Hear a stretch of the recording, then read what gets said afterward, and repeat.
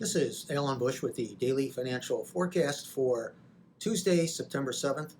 Stock index futures coming under some pressure today.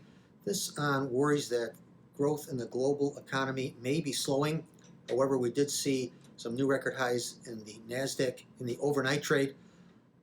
That was earlier, of course, but now traders centering on some of the more negatives.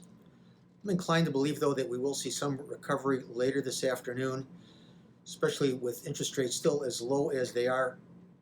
Also, the fundamentals overall and technicals in general still remain supportive to stock index futures. And in the currencies, the dollar index higher now for 2 days in a row, this after last week falling to near a 1-month low. Looks like some flight to quality buying coming into the dollar index currently. Also, we had some negative economic numbers coming out of the Eurozone. In addition, the ECB will be holding its policy meeting on Thursday. Some talk that the central bank may be scaling back some of its asset purchases. My belief is, though, that they will be a bit on the dovish side. Of course, that is a Thursday policy meeting. And today we had the Reserve Bank of Australia holding its policy meeting. They kept their key interest rate at a record low 10 basis points as expected. However, their outlook on their economy became a bit more pessimistic.